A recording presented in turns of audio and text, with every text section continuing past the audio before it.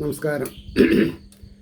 ശ്രീകൃഷ്ണകഥാമൃതം ഭാഗം 536 536. ഓം ഗം ഗണപതയേ നമ. ഓം സം സരസ്വതേ സ്വാഹ. ഓം ശ്രീ ഗുരുഭ്യോ നമ. ഓം ശ്രീ രംഗനാഥശർമ്മണേ നമ. നാരായണ നാരായണ നാരായണ നാരായണ നാരായണ നാരായണ നാരായണ നാരായണ നാരായണ നാരായണ നാരായണ. ഓം ശ്രീകൃഷ്ണാർപ്പണമസ്തു. ഓം ശ്രീകൃഷ്ണായ പരബ്രഹ്മണേ നമ. ഓം ശ്രീകൃഷ്ണായ പരമാത്മനേ നമ. ഹരേ രാമ രാമ രാമ ഹരേ ഹരേ, ഹരേ കൃഷ്ണ കൃഷ്ണ കൃഷ്ണ ഹരേ ഹരേ. ശ്രീകൃഷ്ണ കഥാമൃതം ഭാഗം 536. ശ്രീകൃഷ്ണ ലീലകൾ, അതിലെ മൂന്നാമത്തെ ഭാഗം, സർഗം 28. ശ്രീകൃഷ്ണ ലീലകളിലെ ലീലാകാന്ഡത്തിൽ കേട്ടോ. അപ്പോൾ 27-ാം സർഗം ശ്രീകൃഷ്ണ ലീലകൾ തന്നെയാണ്. ഭാഗം 2. അതിൽ 36-ാമത്തെ ശ്ലോകമാണ് കഴിഞ്ഞ എപ്പിസോഡിൽ പറഞ്ഞ് നിർത്തിയിട്ടുണ്ടായിരുന്നത്. പൊൻതൊട്ടിലിൽ കയറിയിരുന്നു തങ്കച്ചിലമ്പണി പൂങ്കടൽ തൂക്കിയാട്ടി മിന്നും മനോജ്ഞാങ്കനെ മെല്ലെ മെല്ലെ താരാട്ടിനാൻ അങ്ങനെ നന്ദഗോപൻ. താരാട്ടിനാൻ അങ്ങനെ നന്ദഗോപൻ എന്ന് പറഞ്ഞാണ് അവസാനിപ്പിച്ചത്. അപ്പോൾ ഇതിൽ 28-ാം സർഗത്തിലെ 1-ാമത്തെ ശ്ലോകം ഞാനൊരു കമൻ്റ് എഴുതി വെച്ചിട്ടുണ്ട്. What A beauty. എന്താണ് ആ ബ്യൂട്ടി? 1-ാമത്തെ ശ്ലോകം, അച്ഛനു തൻ പൊൻവള തൊട്ട് കാട്ടിക്കൊടുത്തു കൊണ്ട് ഈ വിധം മോതുമുണ്ണി. ഭഗവാൻ തൻ്റെ കാതിലുള്ള പൊൻവള, കയ്യിലുള്ള വള കാട്ടിക്കൊടുത്തുകൊണ്ട് ഈ വിധം പറയും. എന്താ? നിനക്കുമില്ലേ വളയങ്ങ് പൊട്ടിപ്പോയോ, നിനക്കൊന്നിതിലേക്കിടാം ഞാൻ. അച്ഛന് വളയില്ലേ? എൻ്റെ കയ്യിൽ 2 ഉണ്ടല്ലോ, ഞാൻ ഒന്ന് അച്ഛന് തരാം. എന്താ ഈ ഗുണപാഠം? ഇതിലെന്താ ഗുണപാഠം? മക്കളെ ചെറുപ്പകാലം മുതൽക്ക് തന്നെ അമ്മമാരെയും ശ്രദ്ധിക്കണം എന്നർത്ഥമുണ്ട്. അല്ലാണ്ട് വയസ്സായ അവരെ വൃദ്ധസദനത്തിൽ കൊണ്ടാക്കുകയല്ല ചെയ്യുക. മനസ്സിലായില്ലേ? I am so touching. എന്താ അങ്ങനെ പറയാൻ കാരണം? ഇന്ന് നമ്മുടെ നാല് പാടും കാണുന്ന കാര്യങ്ങളൊക്കെ വളരെ വിഷമമുണ്ടാക്കുന്ന കാര്യങ്ങളാണ്. അപ്പോൾ അതാണ്, അച്ഛനു തൻ പൊൻവള തൊട്ട് കാട്ടിക്കൊടുത്തുകൊണ്ട് ഈ വിധം മോതും ഉണ്ണി. നിനക്കുമില്ലേ വളയങ്ങു പൊട്ടിപ്പോയോ, നിനക്കൊന്നിതിലേക്കിടാം ഞാൻ. ആ preparedness to deliver the goods for others wellbeings, അതാണ് എൻ്റെ ഉത്തരവാദിത്തം. 2-ാമത്തെ ശ്ലോകം, അമ്മയ്ക്കൊരഞ്ചാറുപമണി പതക്കം വാങ്ങിത്തരും ഞാൻ വലുതായിടുമ്പോൾ. ഞാൻ വലുതാവുമ്പോൾ അമ്മയ്ക്ക് ഒരു 5-6 പളപളാന്ന് മിന്നുന്ന പതക്കം, അമ്മയ്ക്കൊരഞ്ചാറു മണിപ്പതക്കം വാങ്ങിത്തരും ഞാൻ വലുതായിടുമ്പോൾ. എൻ്റെ ഏജിലുള്ള ആൾക്കാർക്കൊരു കാര്യം അറിയാം. കുട്ടിക്കാലത്ത് ഗുരുവായൂരപ്പൻ്റെ ലോക്കറ്റായിട്ട് ഒരു ചുവപ്പ് പ്ലാസ്റ്റിക്കിൽ, എനിക്ക് നല്ല ഓർമ്മയുണ്ട്, എല്ലാവരും, അത് വലിയൊരു റണ്ണിങ് ഐറ്റമായിരുന്നു പണ്ടത്തെ കാലത്ത്. ഒരു 60-65 ഇയേഴ്സ് ബാക്ക്. എല്ലാവരുടെ കഴുത്തിലും ഗുരുവായൂരപ്പൻ്റെ ഒരു പ്ലാസ്റ്റിക്കാണ്, അത് ചുവപ്പ് നിറം ഉണ്ടാവുക, അത് സ്വർണം കെട്ടിയിടും ആൾക്കാർ. എന്തൊക്കെ ഓർമ്മകളാണ്, മനസ്സിലായില്ലേ? അപ്പോൾ ഇവിടെ പറഞ്ഞു, അച്ഛനും 8, 9, 10, 4 ഏട്ടൻ്റെ അമ്മയ്ക്കൊരു 10, 100. ഇയാൾ വിചാരിച്ച കൂടുതലല്ല ഉണ്ണിക്കണ്ണൻ.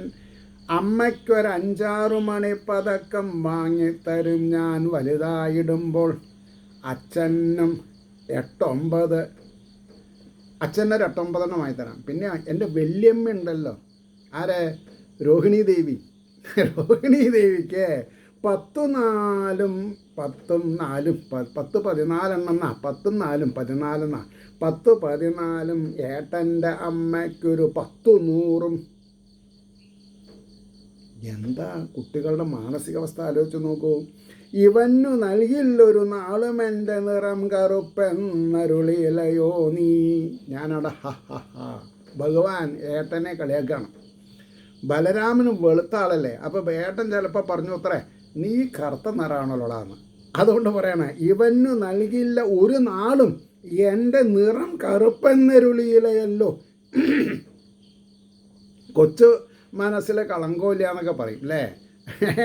നിറം കറുപ്പെന്നരുളിയിലയോ നീ, അല്ലെങ്കിൽ അമ്മട്ടിനി യോതികില്ലെന്നുരക്കിലോ നാളെ നിനക്കുമേകും.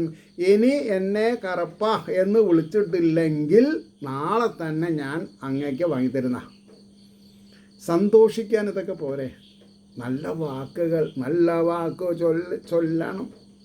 നല്ല വാക്കേ ചൊല്ലാവൂ. ഇറങ്ങാലേ രാവിലിരുട്ടിൽ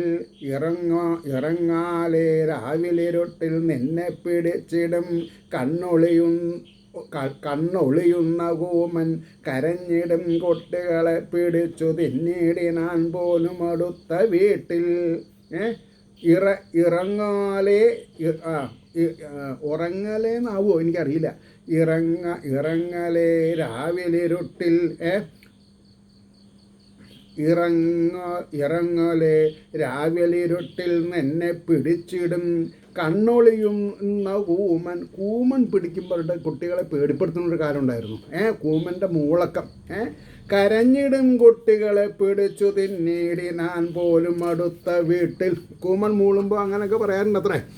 ഈ വണ്ണം ഓരോന്ന് കുഴഞ്ഞു കൊഞ്ചും കുമാരനെ തൻ മടിയിൽ കരേറ്റി മിന്നും മുഖത്തങ്ങിനെ നോക്കി നോക്കി ആനന്ദമാർന്നാൾ നളിനായ ദാക്ഷി. യശോദമ്മ കുട്ടീനെ മടിയിലിരുത്തി കൊഞ്ചിക്കൊഴഞ്ഞിട്ട് പിന്നെ ഉറക്കിയിട്ടേ പിന്നെ തൊട്ടിലിടുള്ളൂ എന്നാണ് പറഞ്ഞത്. എന്നിട്ടോ ചുരന്നുതൻ പട്ടുറവുക്കയൊട്ടു നനച്ചിടും വാർമുലയേകിടുമ്പോൾ. അപ്പോൾ ഈ ഇഷ്ടമുള്ള കുട്ടികൾക്ക് അമ്മമാർക്ക് ഒരു നേരം ആഹാരം കഴിച്ചെങ്കിലും കുട്ടികൾക്ക് മുല കൂട്ടുക എന്നുള്ളത് അവരുടെ ഒരു വ്രതമാണ്. ചുരന്നുതൻ പട്ടുറവുക്കയൊട്ടു നനച്ചിടും വാർമുലയേകിടുമ്പോൾ ആവുന്ന വേഗത്തിൽ വരുന്ന ഗോപീജനങ്ങളെ കണ്ടിതു മട്ടിലോതി. അപ്പോൾ പിന്നെ നേരം വിളിച്ചായി കുട്ടികൾക്ക് മുല കൊടുക്കുകയാണ്. അപ്പോഴേക്കും ചില ഗോപികമാരെത്തും. അപ്പോൾ യശോദം എന്താ പറഞ്ഞത്? കുതൂഹലം കേൾപ്പതിനുണ്ടോ നിങ്ങൾക്കെന്നാൽ ഇവൻ തൻ വിധമൊട്ടു ചൊല്ലാം. നിങ്ങൾക്ക് ഇവൻ്റെ കാര്യങ്ങളെ കുറേ അറിയില്ല. ഇയാൾ ആളറിയോ? കുതൂഹലം കേൾപ്പതിനുണ്ട് നിങ്ങൾക്ക്, എന്നാൽ ഇവൻ തൻ വിധമൊട്ടു ചൊല്ലാം. കൂട്ടിൽ കിടക്കും കിളി പോലെ കാതുകൂർപ്പിച്ചു കൊണ്ടായർവതു ജനങ്ങൾ. ആയർവതു ജനങ്ങൾ എന്ന് പറഞ്ഞാൽ ഗോപീജനങ്ങൾ എന്നർത്ഥം പറയണം. കൂട്ടിൽ കിടക്കും കിളി പോലെ കാതുകൂർപ്പിച്ചു കൊണ്ട് ആയർവതു ജനങ്ങൾ. എന്താണ് കൃഷ്ണനെ പറ്റി പറയണത് എന്ന് കേൾക്കാനുള്ള ഔത്സുക്യത്തോടു കൂടി ആണ് അവരെ. കുഞ്ഞിൻ്റെ ലീലാരസമാസ്വദിപ്പാൻ കുതൂഹലം തിങ്ങിയ വണ്ണമോദി ഞങ്ങൾക്ക് കേട്ടാൽ മതിയായിടാത്തതുണ്ടെങ്കിൽ ഈ മഞ്ഞിലതൊന്നു മാത്രം. അതായത് ഈശ്വരൻ്റെ കൗതൂഹലമാർന്ന കാര്യവിശേഷങ്ങൾ കേൾക്കുക എന്ന് പറഞ്ഞാൽ ഇതിനേക്കാൾ മെച്ചമായിട്ട് വേറൊരു കാര്യമില്ല എന്നാണ് പറഞ്ഞത്. കുഞ്ഞിൻ്റെ ലീലാരസം ആസ്വദിപ്പാൻ കുതൂഹലം തെങ്ങിയ ഈ വണ്ണമോദി. ഇങ്ങനെയാണ് അവർ പറഞ്ഞത്. ഞങ്ങൾക്ക് കേട്ടാൽ മതിയായിടാത്തതുണ്ടെങ്കിൽ ഇത് മാത്രം. ഭഗവാന്റെ ലീലാവിനോദങ്ങൾ എത്ര കേട്ടാലും ഞങ്ങൾക്ക് മതി വരില്ല. ഇതൊന്നു മാത്രം എന്നാണ് പറഞ്ഞത്. മനോജ്ഞമാം കൃഷ്ണകഥാമൃതത്തിൻ മാധുര്യം അത്യത്ഭുതമാം ജഗത്തിൽ. ഭഗവാന്റെ ലീലാവിലാസങ്ങൾ ഈ ലോകത്ത് അത്യത്ഭുതം കൂറുന്നതാണ്. മനോജ്ഞമാം കൃഷ്ണകഥാമൃതം. കൃഷ്ണകഥാമൃതം അമൃത തുല്യാണത്. മാധുര്യം അത്യത്ഭുതമാം ജഗത്തിൽ. ശരിക്ക് അത് ഈ ഗോപികൾ ഞങ്ങൾ മാത്രമല്ല അതറിഞ്ഞിടുകയില്ല ഒരാളും. ഇദ്ദേഹത്തിനെ പറ്റി എന്ത് വേണമെങ്കിൽ ഞങ്ങളോട് പറഞ്ഞുള്ളൂ, ഞങ്ങൾ വേറൊരാളോട് പറയില്ല, ഞങ്ങൾ തമ്മിൽ മാത്രമേ അറിയുള്ളൂ എന്നാണ്. ആലോചിച്ച് നോക്കണം. കുറച്ച് കുശുമ്പുണ്ട് തോന്നുന്നുണ്ട് ഗോപസ്ത്രീകൾക്ക്. ഉണ്ടാവും. കാരണം എന്താ, ഋഷീശ്വരന്മാരും ദേവന്മാരും ഭഗവാനെ ആദരിക്കാനും ഭഗവാനെ പ്രേമ പുരസ്കരം താലോലിക്കാനും ആ താലോലിച്ചിട്ടുള്ള കാര്യങ്ങളെ യശോദാമ്മയിൽ നിന്നും രോഹിണിയിൽ നിന്നും നന്ദഗോപരിൽ നിന്നും കേട്ടാലും മതി വരാത്തവരാണവർ. ഉണ്ണിക്കിടാവിൻ കഥ ആസ്വദിപ്പാൻ കാതേകി ഞങ്ങൾക്കു കനിഞ്ഞു ദൈവം. ദൈവം ഞങ്ങൾക്ക് എന്ത് ചെയ്തു? കനിഞ്ഞു തന്നിട്ടുണ്ട്. എന്തിന്? ഭഗവാന്റെ ലീലാവിലാസങ്ങൾ കേൾക്കാൻ. പവിത്രമാം കൃഷ്ണകഥാമൃതം കേൾപ്പതിന്നു താൻ ഞങ്ങൾ വരുന്നു നിത്യം. നിത്യേന ഞങ്ങൾ ഇവിടെ എന്തിനാ യശോദമ്മേ വരുന്നത്? ഈ കൊച്ചു ഉണ്ണികൃഷ്ണൻ്റെ കഥകൾ നിങ്ങൾ പറഞ്ഞത് കേൾക്കാൻ വേണ്ടിയിട്ടാണ്. ഉത്സാഹമുൾത്തിങ്ങി യശോദയോതി തുടങ്ങിനാളിങ്ങനെ മന്ദമന്ദം മെല്ലെ യശോദ വിവരിക്കാൻ തുടങ്ങി.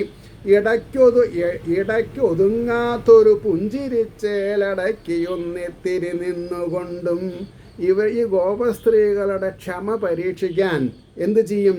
ഇടയ്ക്കൊതുങ്ങാത്തൊരു പുഞ്ചിരി. ഒന്ന് ചിരിക്കുക. എൻ്റെ മകൻ്റെ ലീലാവിനോദങ്ങൾ കേട്ടാലും മതി വരാത്ത ഈ ഗോപസ്ത്രീകളോട് ഞാൻ എന്താ ചെയ്യുക? എങ്ങനെയാ പറയുക? എങ്ങനെയാ പറയാതിരിക്കുക? അപ്പോൾ ഇടയ്ക്കൊതുങ്ങാത്തൊരു പുഞ്ചിരിച്ചേലടക്കി ഒന്നിത്തിരി നിന്നുകൊണ്ടും ഒരു പോസ്. വലിയ പ്രഭാഷകന്മാർ, എനിക്കത് ഞാൻ പ്രാക്ടീസ് ചെയ്യാൻ പറ്റില്ല. എനിക്കിങ്ങനെ പടപടാന്നിങ്ങനെ പറഞ്ഞുകൊണ്ടിരിക്കും ഞാൻ. ചിലവരങ്ങനെയല്ല. ഇന്നലെ ഞാൻ വരുന്ന സമയത്ത് സഭാവാസികളൊക്കെ നോക്കിയിട്ട് എനിക്കങ്ങനെ പറയാൻ പറ്റില്ല. അങ്ങനെയാണ് ഇപ്പോൾ യശോദമ്മ ഉണ്ടായത്. ഉത്സാഹമുൾത്തിങ്ങി യശോദയോതി തുടങ്ങിനാളിങ്ങനെ മന്ദമന്ദം ഇടയ്ക്കൊതുങ്ങാത്തൊരു പുഞ്ചിരിച്ചേലടക്കി ഒന്നിത്തിരി നിന്നുകൊണ്ടും ഇടയ്ക്കരേതോ നിലയോർത്തുകൊണ്ടു മൂക്കത്തു തൻ കൈവിരൽ വെച്ചുകൊണ്ടും. ഇടയ്ക്ക് തൻ്റെ വിരലൊന്ന് മൂക്കത്ത്. അഹോ കഷ്ടം, ഈ കുട്ടി എന്തൊക്കെയാണ് ചെയ്തു കൂട്ടുന്നത്? ഇതൊക്കെ പറയാൻ പറ്റുമോ? അങ്ങനെയായി.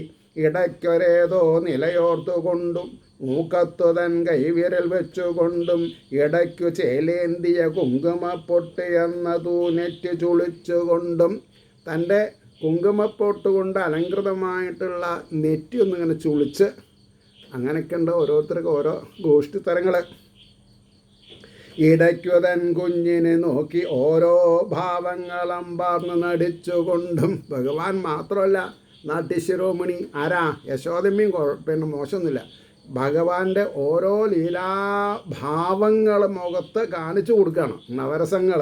ഇടയ്ക്കു തൻ കുഞ്ഞിനെ നോക്കി ഓരോ ഭാവങ്ങളമ്പാർന്നു നടിച്ചുകൊണ്ടും ഇടയ്ക്കു കണ്ണീര് കിനിഞ്ഞുകൊണ്ടും ഇടയ്ക്ക് രോമാഞ്ചമണിഞ്ഞുകൊണ്ടും. ചിലപ്പോൾ കാണാം യശോദമ്മ തുരുതുരുന്നിങ്ങനെ കരയും, ചിലപ്പോൾ കാണാം രോമാഞ്ചം, ഗദ്ഗതം, എന്താ പറയേണ്ടത് എന്നറിയാതെ കണ്ടുള്ള അനുഭവങ്ങൾ. കാലത്തു ഞാനിങ്ങനെ തൈര് കടഞ്ഞു കഴിഞ്ഞിടാറായതറിഞ്ഞ പോലെ. ഞാൻ എല്ലാ ദിവസവും തൈര് കടയും, പക്ഷേ തൈര് കടഞ്ഞത് കഴിയാറായി എന്നുള്ളത് ഇയാൾക്ക് അറിയും. അപ്പം എന്ത് ചെയ്യും? കണക്കിനെത്തും തളയെങ്കിലൊക്കെ മന്ദസ്മിതം തൂകി മനോഭിരാമൻ. വെണ്ണ വേണം പറഞ്ഞിട്ട് എൻ്റെ നേരെ ഇങ്ങനെ വരും. എങ്ങനെ? കണക്കിനെത്തും. കറക്റ്റ് ടൈമിന് എണീക്കാൻ സമ്മതിക്കില്ല. അങ്ങനെ ഉണ്ടല്ലോ. തൈര് കലക്കി ഈ കടവല കൊണ്ട് ഈ തൈരിൻ്റെ പാത്രത്തിൽ വെണ്ണ ഒട്ടും. അതൊക്കെ ശീലം വേണം.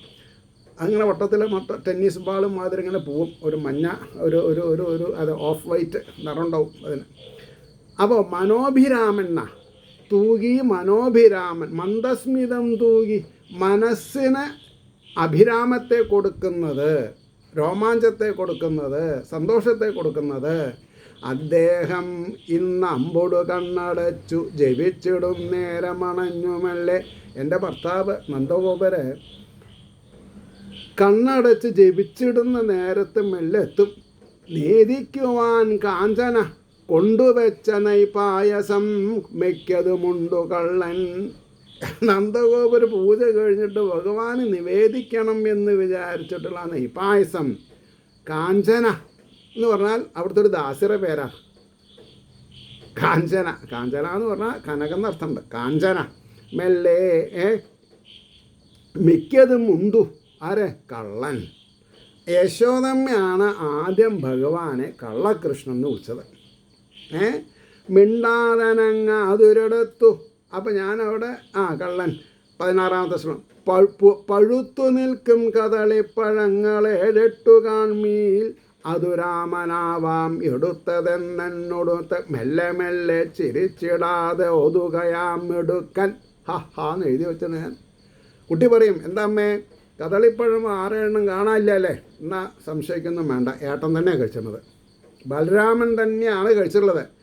പഴുത്തു നിൽക്കും കദളിപ്പഴങ്ങളേഴെട്ടു കാൺമീല അതു രാമനാവാം എടുത്തതെന്നോട് മെല്ലെ മെല്ലെ ചിരിച്ചിടാതെ ഓതുകയാം എടുക്കൻ. ചിരിക്കാൻ പാടില്ല, ചിരിച്ചാൽ കളിയാക്കിയെന്നായോ. അപ്പോൾ വളരെ ഗൗരവത്തിൽ എന്താ അമ്മ ചെയ്യുക?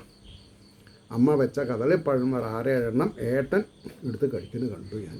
അങ്ങനെ ഗൗരവത്തിൽ മിണ്ടാതനങ്ങാതൊരിടത്തു വാതിൽ മുക്കിൽ പതുങ്ങും മുകിൽ വർണ്ണനുണ്ണി. ഇതും പറഞ്ഞിട്ട് വാതിലിൻ്റെ പഴുതിൽ പോയിട്ട് ഒതുങ്ങി നിൽക്കും. താനാണ് ചെയ്തെന്നത്. എന്നിട്ട് അത് ഏട്ടനെല്ലാം ആരോപിച്ചു. അപ്പോൾ മിണ്ടാതെ അനങ്ങാതൊരിടത്ത് വാതിൽ മുക്കിൽ പതുങ്ങും മുകിൽ വർണ്ണനുണ്ണി തിരിഞ്ഞു ചെന്നാൽ തളയെങ്കിലൊക്കെ ചിരിച്ചു കൊണ്ട് ഓടി വരും മനോജ്ഞൻ. കണ്ടുപിടിച്ചാൽ വളയും തലയൊക്കെ കിലുക്കി ഓടി വരും. മനോജ്ഞൻ, മനസ്സിന് സന്തോഷത്തെ ഉണ്ടാക്കുന്ന ആള്. മാറോടുകൊണ്ട് അമ്പലമൊന്നു മുറ്റത്തുണ്ടാക്കി അമ്മിക്കുഴ വെച്ചതിങ്കൽ. ആള് ഭയങ്കര നിപുണനാണ്. മാറോടുകൊണ്ട് അമ്പലമൊന്ന് ഓട്ടിൻ്റെ കഷ്ണങ്ങളൊക്കെ വെച്ച് അമ്പലം ഒന്ന് മുറ്റത്തുണ്ടാക്കി അമ്മിക്കുഴ. ശിവനാണെന്ന് പറഞ്ഞിട്ട്, അല്ലെങ്കിൽ കൃഷ്ണനാണെന്ന് പറഞ്ഞിട്ട്, അല്ലെങ്കിൽ ഗുരുവായൂരപ്പനാണെന്ന് പറഞ്ഞിട്ട് എന്ത് വേണമെങ്കിൽ പറയാമല്ലോ അദ്ദേഹത്തിന്. സങ്കല്പമാണല്ലോ വലുത്. അപ്പോൾ ഉണ്ടാക്കി അമ്മിക്കുഴ വെച്ചതിങ്കൽ പൂവാരിയിട്ട് പൂവാരിയിട്ട് അമ്മണിയെങ്കിലൊക്കെ പൂജിപ്പതോ കാണുക തന്നെ വേണം. ഈ ഭൂലോകത്തുള്ള എല്ലാവരും അദ്ദേഹത്തിനെ പൂജിക്കുകയാണ്. അപ്പോൾ അദ്ദേഹത്തിൻ്റെ രീതിയിൽ അദ്ദേഹം എങ്ങനെയാണ് പൂജിക്കുക എന്ന് കാണിച്ചു തരുന്നതാണ്. ഇതൊക്കെ നമ്മൾക്ക് മിസ് ചെയ്യണില്ലേ? 8, 10, 12 വയസ്സിൽ നമ്മൾ പഠിച്ചിട്ടുണ്ടെങ്കിൽ നമ്മൾ പൂജകൾ ചെയ്യും, അതിനുള്ള അനുഭവങ്ങളുണ്ടാവും. ഇതിപ്പോൾ 60 വയസ്സ് കഴിഞ്ഞാൽ നാരായണീയാണ് വേണ്ട, ജ്ഞാനപ്പാനയാണ് വേണ്ട, സംശയമായി. മനസ്സിലായില്ലേ? ഭാഗവതം വേണ്ടാന്ന് തന്നെ തീരുമാനിച്ചിട്ടുണ്ടാവും. കാരണം എന്താ വിചാരിച്ചാൽ അത് കുറച്ച് ഖനമുള്ള പുസ്തകമല്ലേ, വയ്യാന്നാ.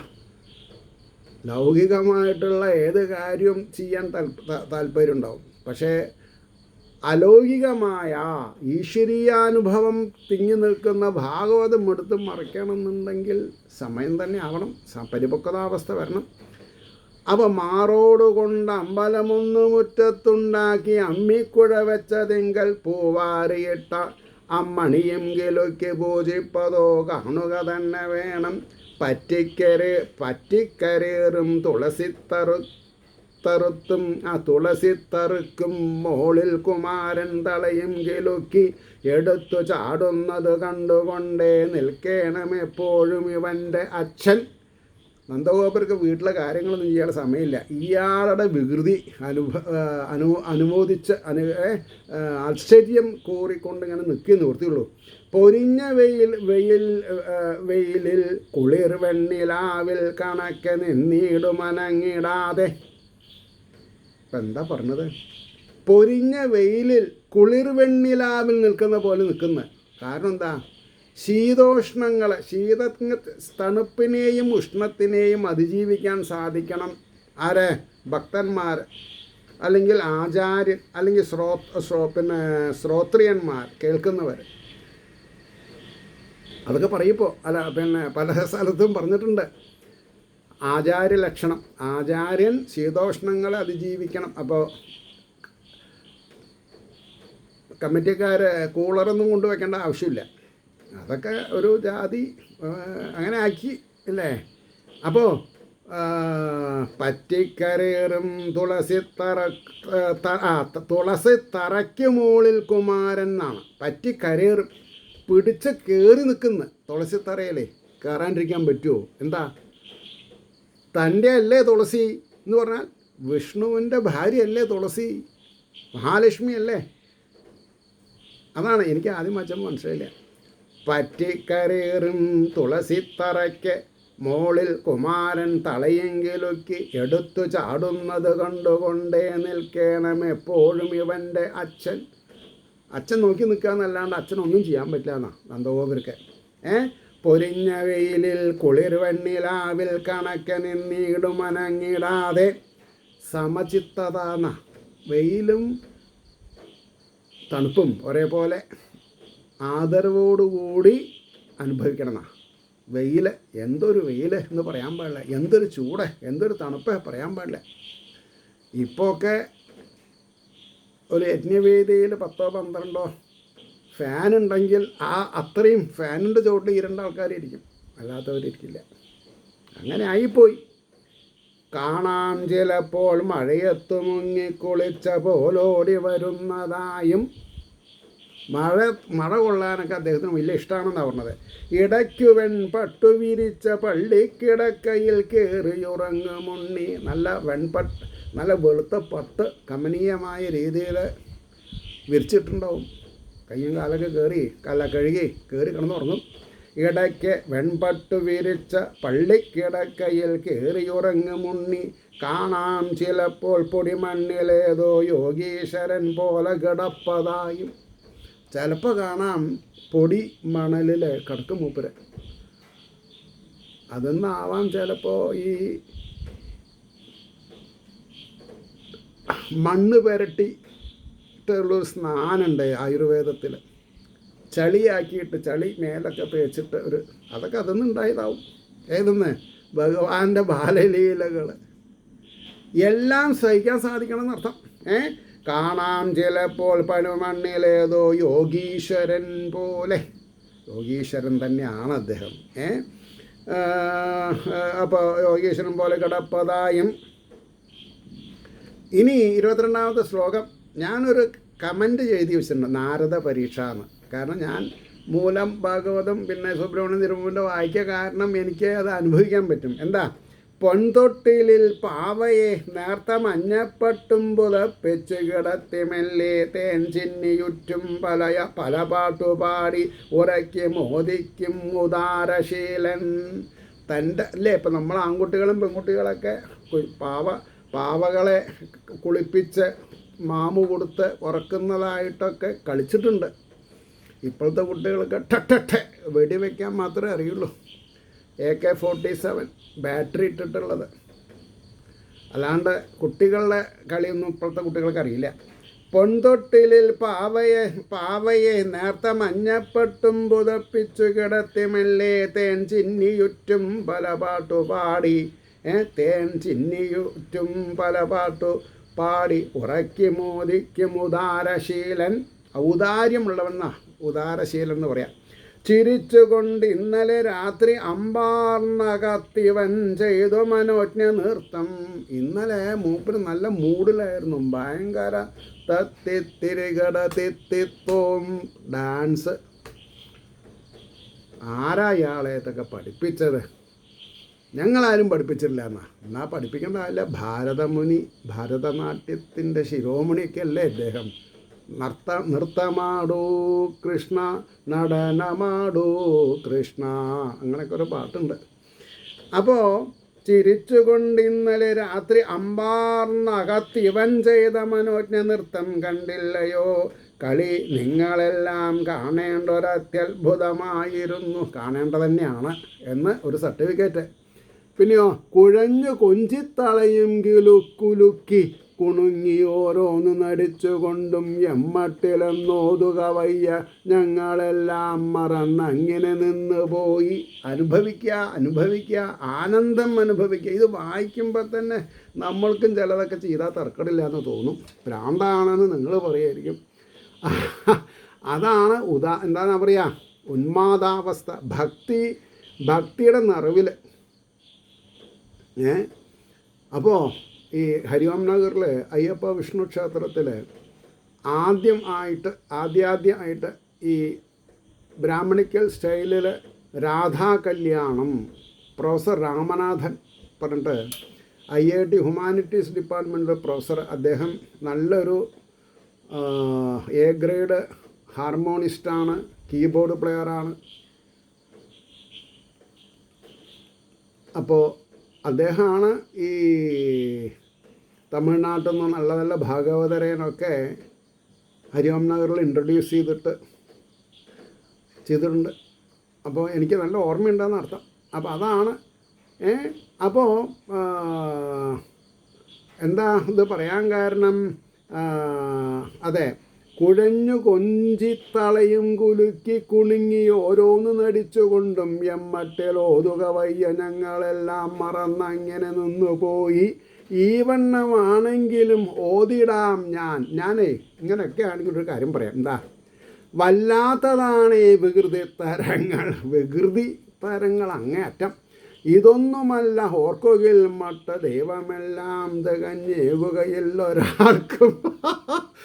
ഇങ്ങനൊരു ഇത്ര വലിയൊരു ഷാഢ്യ ശിരോമണിയെ ഞാൻ കണ്ടിട്ടില്ല എന്നൊരു സർട്ടിഫിക്കറ്റ് യശോദമ്മ ആരോടെ അടുത്താണ് പറഞ്ഞത്? ഗോപസ്ത്രീകളുടെ അടുത്ത്. അപ്പോൾ പിന്നെ ഭഗവാൻ അതാണ് പിന്നെ ആവർത്തിക്കാൻ പോണത് അല്ലേ? ഗോപസ്ത്രീകളുടെ പിന്നെ എന്താണെന്നാ പറയുക, വസ്ത്രാഭരണങ്ങളൊക്കെ ആലിൻ്റെ കൊമ്പത്ത് ഉത്സവ പ്രതീതി ഉണ്ടാക്കുന്ന കൊടിക്കൂറുകളാക്കി തൂക്കൊക്കെയുണ്ടായി.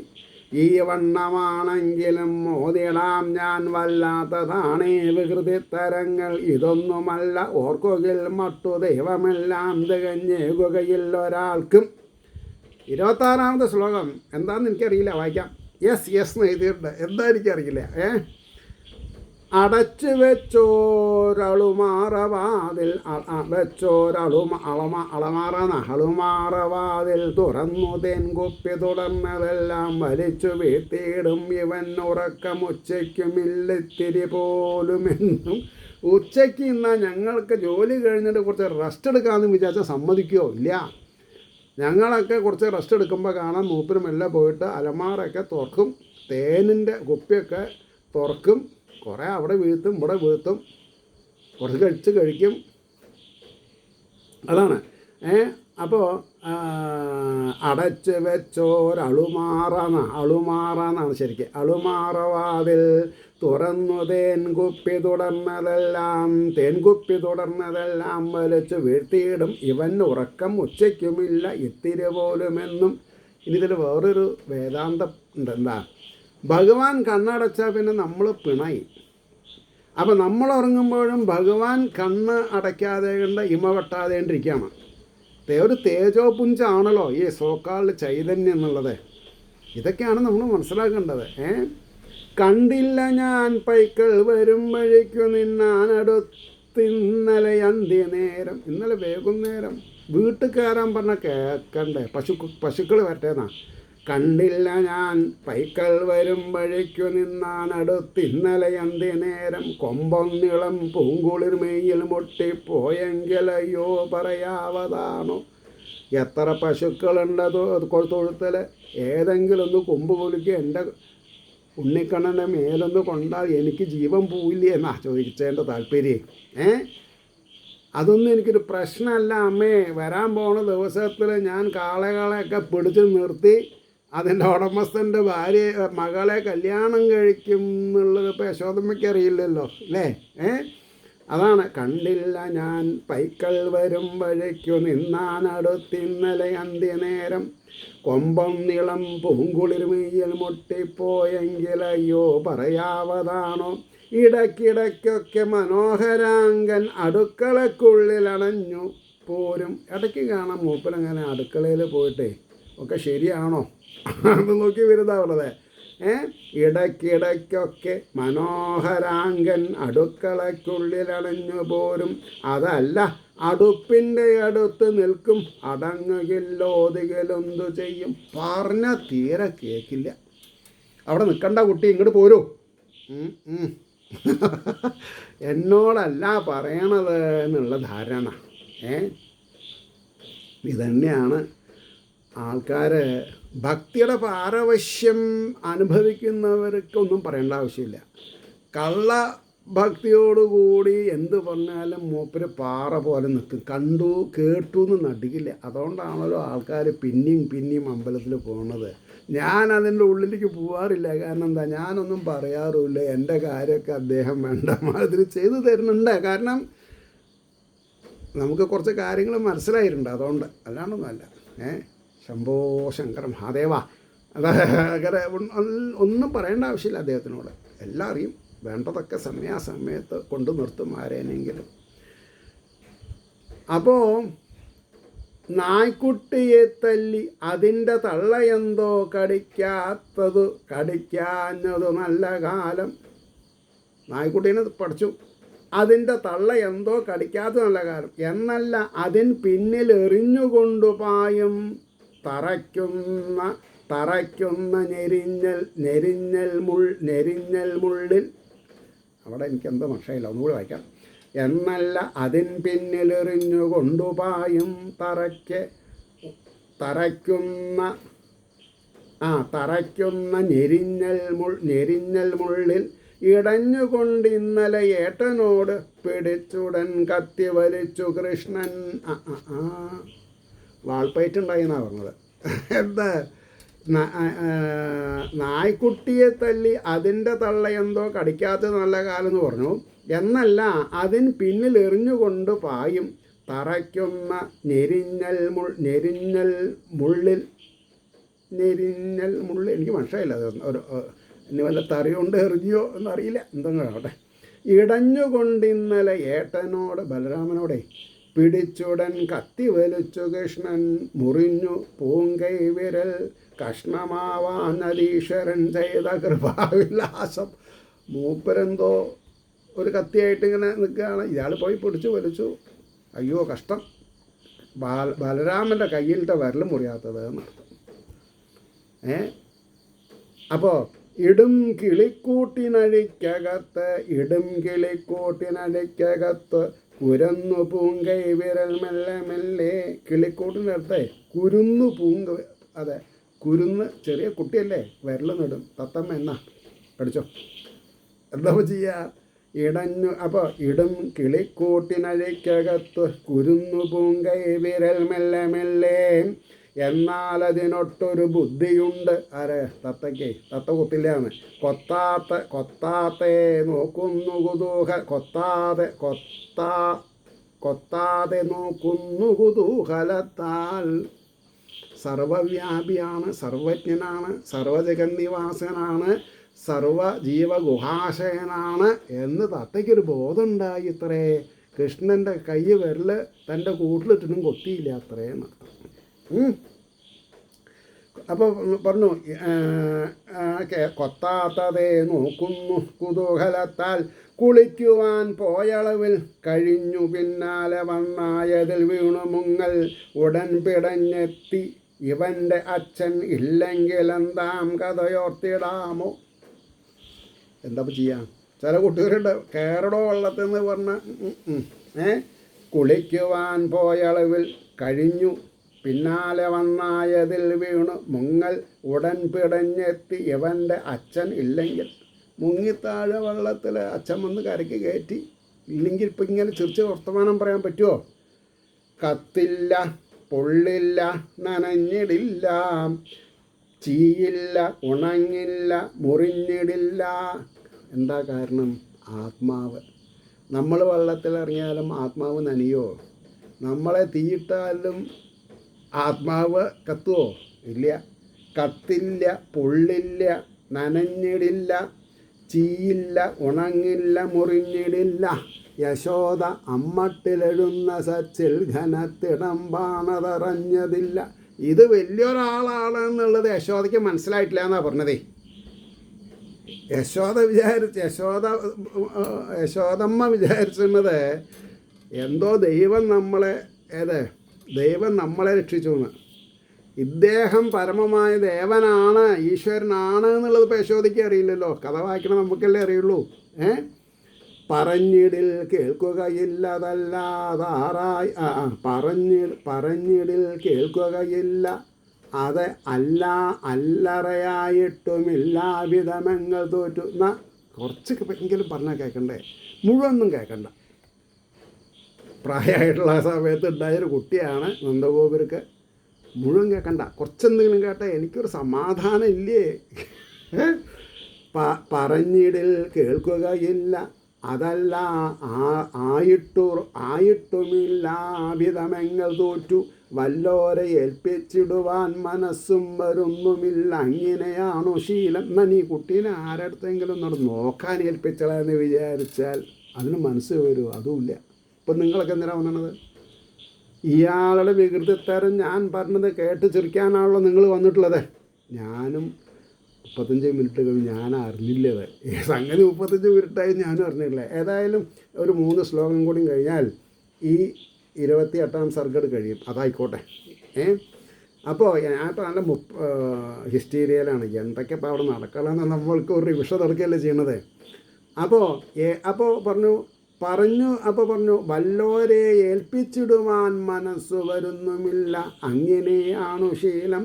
പലപ്പോഴും ഞാൻ വികൃതി തരങ്ങൾ കണ്ടാലുടൻ കുഞ്ഞിനോടായി കടുപ്പം പറഞ്ഞു പോകുന്നു. മണിക്കിടാവിൻ മഹത്വമൊട്ടെങ്കിലും ഓർത്തിടാതെ. ഇയാൾ വലിയ ആളാണെന്നുള്ള ബോധമൊന്നും ഇല്ലടോ എനിക്ക്. ഞാൻ പറയാൻ പണ്ടത്തെ കൂട്ടത്തിനല്ല. ആദ്യമൊക്കെ ഞാൻ കുറച്ച് തമാശ വിചാരിക്കും, പിന്നെ പിടിച്ചാൽ കിട്ടില്ല. നന്നായിട്ട് ദേഷ്യപ്പെട്ടു എന്നാണ് പറഞ്ഞത്. പലപ്പോഴും ഞാൻ വികൃതി തരങ്ങൾ കണ്ടാലുടൻ കുഞ്ഞിനോടായി കടുപ്പം പറഞ്ഞു പോകുന്നു. മണിക്കിടാവിൻ മഹത്വമൊട്ടെങ്കിലും ഓർത്തിടാതെ. 7-8 നാളായളവിങ്കൽ വന്ന കടും പിശാചിൻ കഥയോർമ്മയില്ലേ? കൂടുതൽ വികൃതി അടിക്കുമ്പോഴേ ഒരു പിശാച് ഇവിടെ നടക്കുന്നുണ്ട്, പറഞ്ഞാൽ കേട്ടിട്ടില്ലെങ്കിൽ പിടിച്ചു കൊണ്ടുപോകുന്നൊക്കെ പറഞ്ഞു നോക്കൂ.